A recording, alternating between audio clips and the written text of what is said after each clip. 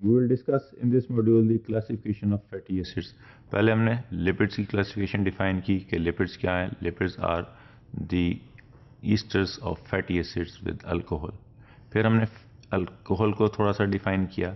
फिर हमने ये डिफाइन किया कि फैटी एसिड्स क्या हैं.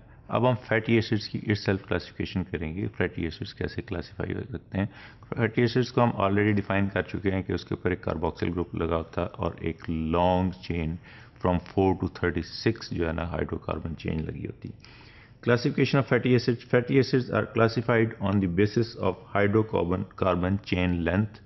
जिस तरह हमने देखा था हेक्साडियोनिक एसिड जो है ना वो उसमें 16 कार्बन एटम्स थे. इसी तरह हम उसकी जितनी उसकी हाइड्रोकार्बन चेन्स की जो है ना वो चेन लेंथ है उतनी जो है ना उसको उसी हिसाब से हम उसको क्लासीफाई करेंगे. And the degree of saturation के जितने उसके अंदर डबल बॉन्ड होंगे उतने ही हम उसको उस हिसाब से भी एक सेकंड क्लासिफिकेशन उस हिसाब से होगी. और तीसरी डाइटरी रिक्वायरमेंट के जो हमें जिस तरह हमने उसको क्लासीफाई किया था प्रोटीन्स को कि बाज़ जो अमाइनो एसिड्स हैं वो असेंशियल हैं and the other are non essential. कि असेंशियल वो वाले हैं कि जो हमें डाइट में लेने पड़ते हैं. Without taking these amino acids in the diet, body cannot survive or body cannot synthesize these type of amino acids. इसी तरह फैट्स भी बाद ऐसे हैं कि जो बॉडी खुद सिंथेसाइज नहीं कर सकती, उसको डेली रिक्वायरमेंट उसको होती है, डेली डाइटरी रिक्वायरमेंट होती है, वो डेली रिक्वायरमेंट उसके हिसाब से हमें डाइट में लेने पड़ते हैं, otherwise body cannot survive. These are the dietary. So dietary requirements के हिसाब से हम असेंशियल नॉन असेंशियल में डिफाइन कर देंगे later on. Classification on the basis of hydrocarbon chain length. These include short chain fatty acids. अब हम single हर एक को नहीं कर सकते कि दो वाले को हम उसको नाम तो अलग अलग दे देंगे कि जिसमें 2 है वो क्या कहलाएगा, 3 क्या कहलाएगा, 4 क्या कहलाएगा, अप टू 16 हमने देखा है. लेकिन हम उसको ब्रॉडली क्लासीफाई करते हैं. शॉर्ट चेन फैटी एसिड्स जिसके अंदर 2 to 4 कार्बन एटम्स हों या हाइड्रोकार्बन चेन है 2 to 4 हाइड्रोकार्बन्स हैं उसको हम जो है ना शॉर्ट चेन फैटी एसिड्स कहते हैं. इसी तरह 6 to 12 वाले को medium chain fatty acids and long chain fatty acids are from 14 to 18 carbon. Whereas very long chains fatty acids जो हैं जो 18 एंड मोर अप टू 36 जो हैं और उससे भी ज़्यादा अगर हों तो these are called as long chain fatty acids. Saturation of fatty acids जो हमने सेकंड उसकी क्लासिफिकेशन है वो सैचुरेशन क्या है कि अगर फैटी एसिड्स चेन्स में contain no double bonds that is to be saturated. अगर उसके अंदर डबल बॉन्ड ही कोई नहीं है तो उसने सैचुरेट नहीं होना. तो these are called the unsaturated fatty acids. if the fatty acids contain one or more double bonds that is mono और पोली अनसैचुरेटेड फैटी एसिड्स. अगर डबल बॉन्ड कोई नहीं है तो सैचुरेट नहीं हो सकता, तो सैचुरेटेड नहीं कहलाएगा, वो सैचुरेटेड फैटी एसिड्स कहलाएगा. अगर इसके अंदर एक या एक से ज़्यादा डबल बॉन्ड्स होंगे तो दीज आर कॉल्ड, अगर एक से ज़्यादा होंगे तो पोली अनसैचुरेटेड है और अगर एक डबल बॉन्ड है तो मोनो अनसैचुरेटेड फैटी एसिड कहलाता है. So this is the second class on the saturation of the bonds with the double bond or single bond. This is हमने हेक्साडियोनिक एसिड डिफाइन किया था पिछली उसके अंदर भी, ये उसी का स्ट्रक्चर हमने दोबारा दिखा दिया यहाँ पे. सो दिस इज दी, इस पे हमने कहा यहाँ ये एक कार्बोक्सिल ग्रुप लगा हुआ और हेक्सा 6 डियोनिक जो है ना 10 और इसका दूसरा नाम पामेटिक एसिड भी है. तो ये हम वी कैन सी हियर कि यहाँ इस पूरी चेन के अंदर कोई एक भी सिंगल भी डबल बॉन्ड नहीं है, तो ये सैचुरेट नहीं हो सकता. So these are saturated fatty acids. ये अनसैचुरेट, अगर इसके साथ कोई एक या दो कहीं डबल बॉन्ड लगे हों तो उसे हम अनसैचुरेटेड फैटी एसिड्स कहते हैं. मोनो और poly unsaturated we will discuss in the next few slides. This is again the diagrammatic presentation of the oleic acid. This is a 18 carbon compound और इसमें एक डबल बॉन्ड, अगर हम यहाँ straight chain पे यहाँ पे देखें तो ये हाइड्रोकार्बन चेन है जिसमें 18 कार्बन एटम्स हैं. इसके यहाँ पे एक डबल बॉन्ड है. सो this is mono unsaturated fatty acid. तो ये 7 and 7, 14, 15, 16, 17 और 18 सो ये 7, 8 और 9 के दरमियान एक, 9 और अगले 9 के दरमियान में एग्जैक्टली मिड में एक डबल बॉन्ड है. सो this is mono unsaturated fatty acid. ये इसका लॉन्ग चेन स्ट्रक्चर है कि वी कैन सी हियर कि यहाँ पे एक मिड में आके 9 इधर रह गए और 9 इधर रह गए. ये 18 कार्बन कंपाउंड है जिसको हम ओलिक एसिड भी बोलते हैं.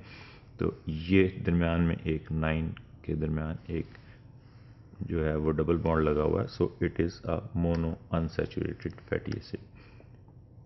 When double bonds are present they are nearly always in cis rather than in the trans configuration. हमने शुरू में डिफाइन किया था कार्बोहाइड्रेट्स में, तो हमने देखा था कि मैलिक एसिड और फ्यूमेरिक एसिड सिस और ट्रांस फॉर्म है कि एक जब डबल बॉन्ड ऐड होता है तो वो सी उसके कार्बोक्सिल ग्रुप को ऊपर ले जाता है और जो है ना उसको दूसरे ग्रुप को नीचे ले आता है.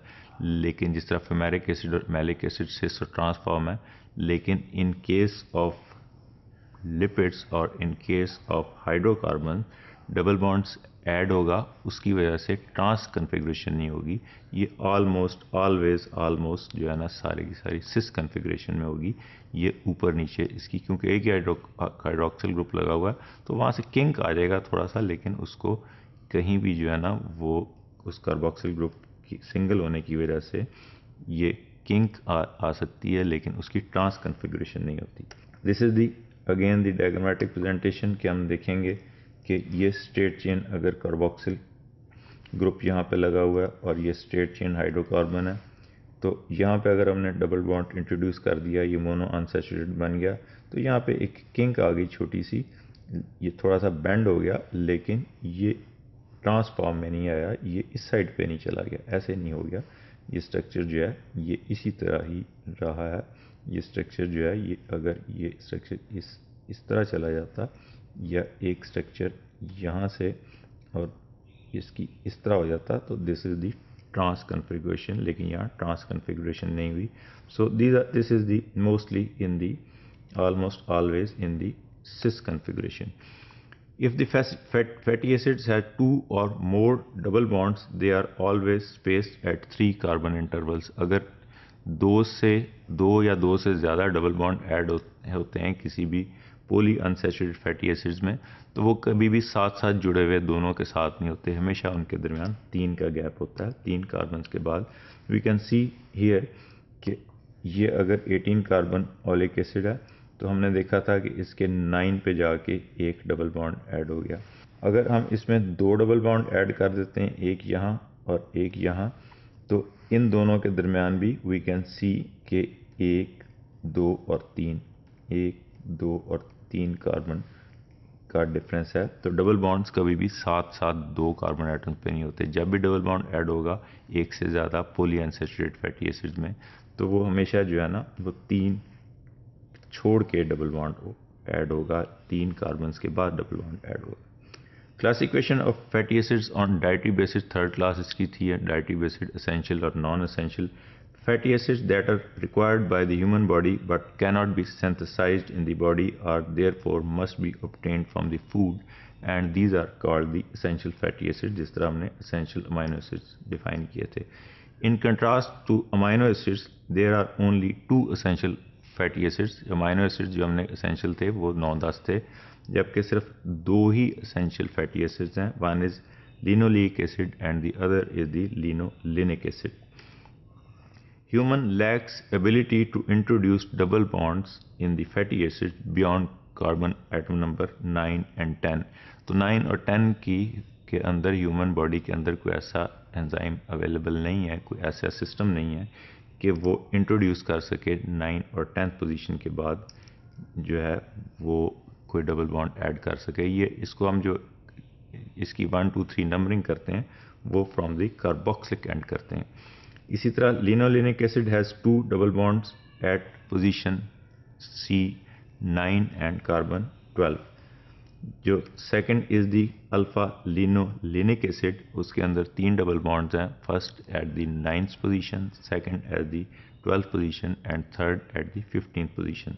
Therefore both of these fatty acids cannot be synthesized in the body and must be obtained in the diet. क्योंकि हमने डिफाइन किया है कि 9 के बाद जो डबल बॉन्ड एडिशन है वो ह्यूमन बॉडी के अंदर ऐसा मैकेनिज्म कोई नहीं है। The rest of the fatty acids fall in the category of the non-essential fatty acids। बाकी जितने इन दोनों को लिनोलेनिक एसिड और लिनोलेइक एसिड को निकाल के बाकी जितने भी फैटी एसिड्स हैं, these are all non-essential fatty acids।